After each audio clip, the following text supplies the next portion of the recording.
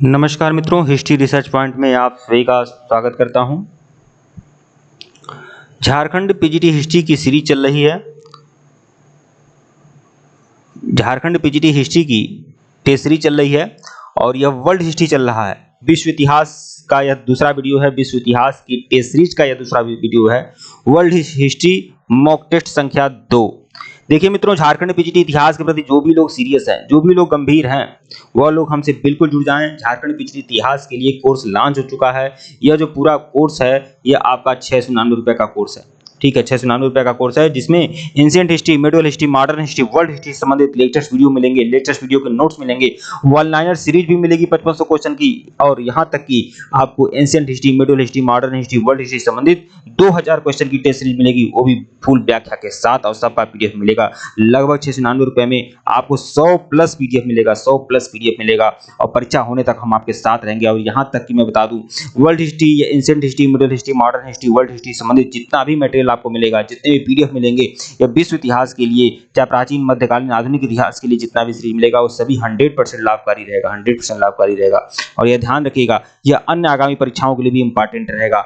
यह यूपीएससी के लिए, स्टेट पीसीएस के लिए, यूजीसी नेट के लिए, जेआरएफ के लिए, टीजीटी पीजीटी के लिए, सबके लिए इंपॉर्टेंट है, मतलब ऑल इंडिया टीजीटी पीजीटी के लिए। लेकिन हमारा फोकस जो किया गया है विशेष रूप से झारखंड पीजीटी इतिहास की तैयारी के लिए किया गया है, लेकिन बाकी परीक्षाओं में, आगामी परीक्षाओं में भी ये उतना ही यूजफुल रहेगा। तो वर्ल्ड हिस्ट्री मॉक टेस्ट संख्या 2 आज से प्रारंभ करते हैं। इसके पहले का वीडियो नहीं देखे हैं तो प्लेलिस्ट में जाइएगा, Jharkhand PGT history world history के नाम से प्लेलिस्ट बनी हुई है, आप जाइएगा देखिएगा। Jharkhand PGT history test series के नाम से प्लेलिस्ट है, जाइएगा देखिएगा। और हमारा ऑफिशियल व्हाट्सएप नंबर यही है, हमारे ऑफिशियल व्हाट्सएप नंबर मैसेज कर सकते हैं, ऊपर भी शो हो रहा है, ये भी है। ठीक है, आप लोग देख लीजिएगा, ये हमारा ऑफिशियल व्हाट्सएप नंबर है।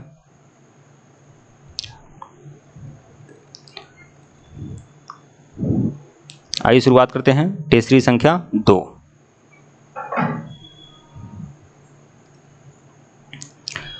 दुनिया का सबसे पुराना आबाद शहर, दुनिया का सबसे पुराना लगातार आबाद शहर। तो देखिए, दुनिया का सबसे प्राचीन सिटी जो कही जाती है, वाराणसी कही जाती है, क्योंकि वाराणसी का जो जिक्र है, वाराणसी का जो उल्लेख है, वह ऋग्वेद में है, और ऋग्वेद जो है वह लगभग 3500 वर्ष पुराना है। ठीक है, लेकिन यहाँ वाराणसी नहीं है ऑप्शन में, तो उस हिसाब से दमिश्क, दुनिया का सबसे पुराना लगातार आबादी वाला शहर क्या है? दमिश्क। वैसे है तो वाराणसी, लेकिन वाराणसी ऑप्शन में नहीं है।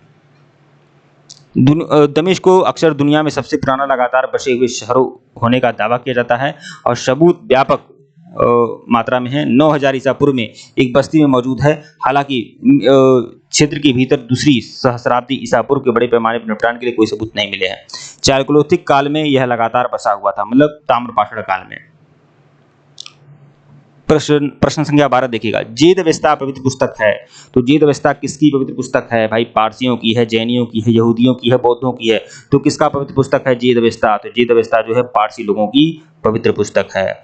आप लोग हमारे कोर्स को जरूर आप लोग परचेज कर सकते हैं, सिर्फ और सिर्फ 699 रुपये का कोर्स है। हमारे ऑफिशियल व्हाट्सएप नंबर पर मैसेज कर लीजिएगा आप लोग, हमारा ऑफिशियल व्हाट्सएप नंबर यही है। ठीक है, और आप पेमेंट करके स्क्रीनशॉट भेज सकते हैं और पूरा कोर्स आप परचेज कर सकते हैं। देखिए, अवेस्ता पारसी धर्म के पवित्र ग्रंथों का प्राथमिक संग्रह है। यह अवेस्तन भाषा में रचा गया है। शब्द जिंड का शाब्दिक अर्थ व्याख्या है। व्यक्तिगत अवेस्टन पुस्तकों पर देर से मध्य फारसी भाषा के प्रयोग, इतना जरूरी नहीं है, बस यह जान लीजिए ये अवेस्ता पारसियों का है। ठीक है, यहूदी लोगों की पुस्तक है टारगम। टारगम से इसका क्या किया जाता है? कंपेयर किया जाता है।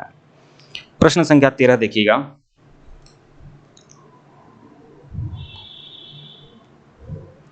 प्रश्न संख्या 13, वंशानुगत उत्तराधिकार के कानून द्वारा किस देश के राज्य प्रमुख को अपना कार्यालय प्राप्त होता है? चीन, श्रीलंका, फ्रांस, जापान। तो जापान, विकल्प डी जो है जापान। जापान के सम्राट संविधान में परिभाषित किया जाता है, राज्य और लोगों की एकता का प्रतीक है। अनुच्छेद 1 में इसका जिक्र है। आमतौर पर दुनिया भर में जापानी राज्य के प्रमुख के रूप में मान्यता प्राप्त है। एक स्वतंत्र व्यक्तित्व के साथ कोई औपचारिक व्यक्तित्व नहीं है। मतलब जापान में राजा का पद होता है, जापान में राजा का पद होता है, और राजा का पद क्या है? वंशानुगत है। प्रश्न संख्या 14 देखिएगा, वाल्टिंग वॉल स्थित है। वाल्टिंग वॉल कहाँ है? बर्लिन में है, बीजिंग में है, यरूशलेम में है, तेल अवीव में। तो देखिए, वाल्टिंग वॉल जो है यह यहूदी लोगों का एक तीर्थ स्थल है। वाल्टिंग वॉल जो कहाँ है, जेरूसलम में। विकल्प सी जो है आपका सही है। ठीक है, वाल्टिंग वाल कहाँ है, जेरूसलम में है। पश्चिमी दीवार जो है 20 ईसा पूर्व में हेराल्ड द्वारा पश्चिमी दीवार बनवाई गई थी। यहूदी दुनिया का सबसे पवित्र मंदिर निर्मित है। मंदिर के माउंट का समर्थन करने वाली रिटेनिंग दीवार का हिस्सा है। ठीक है, तो यहाँ पर यरूशलेम में क्या है, यहूदी लोगों का तीर्थ स्थान है वाल्टिंग वाल। प्रश्न 15 देखिएगा, निम्नलिखित में से कौन प्राचीन समय में विकसित धर्म नहीं है। शिंटो धर्म, जोरोस्ट्रियन, ठीक है, मतलब यहूदी, इस्लाम या ताओ धर्म। देखिए यह पुराना धर्म है, शिंटो धर्म पुराना है, जोरोस्ट्रियन भी पुराना है, ताओ धर्म पुराना है, और इन चारों में जो सबसे नया है वो इस्लाम है। तो इस्लाम नहीं है विकसित धर्म, विकल्प सी।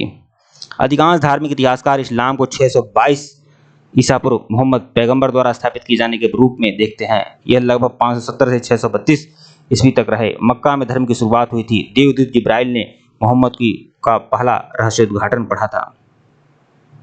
प्रश्न 16 देखिएगा, चीनी राष्ट्रवादी पार्टी कुओमितांग द्वारा पाया गया था।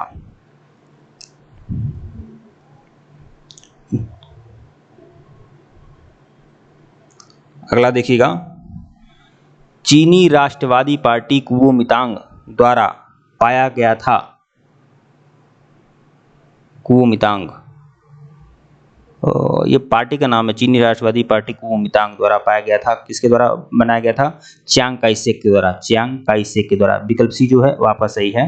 व्याख्या देखते हैं, चीनी राष्ट्रवादी पार्टी के रूप में अनुवादित कुओमितांग 1912 से चीन की प्रारंभिक राजकीय प्रमुख पार्टियों में से एक था और आधुनिक ताइवान में प्रमुख राजनीतिक दलों में से एक बनी हुई थी। इसकी मार्गदर्शक विचारधारा पीपुल्स के 3 सिद्धांत सन यात सेन द्वारा वकालत की गई थी। केएमटी की स्थापना सिन्हाई क्रांति के तुरंत बाद संघ जियोजोरेन द्वारा है। यही सब है, देख लीजिए। प्रश्न 17 देखिएगा, दुनिया की पहली जल निकास प्रणाली का निर्माण लोगों द्वारा किया गया था। मिस्र की सभ्यता के द्वारा, सिंधु घाटी सभ्यता के द्वारा, चीनी की सभ्यता के द्वारा, मेसोपोटामिया की सभ्यता के द्वारा। ठीक है, तो पहला जल निकास प्रणाली का निर्माण किसके द्वारा किया गया था, तो सिंधु घाटी की सभ्यता के द्वारा। विकल्प बी। आप जानते हैं कि सिंधु घाटी सभ्यता में क्या होता था, नालियां होती थी, नालियों को ढक कर रखा जाता था। ठीक है, तो जल निकास प्रणाली की उत्तम व्यवस्था थी।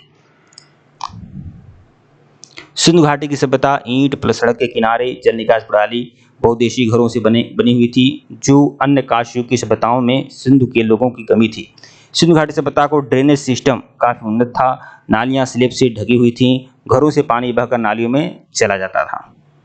प्रश्न 18 देखिएगा, 1959 तक पाकिस्तान की राजधानी थी।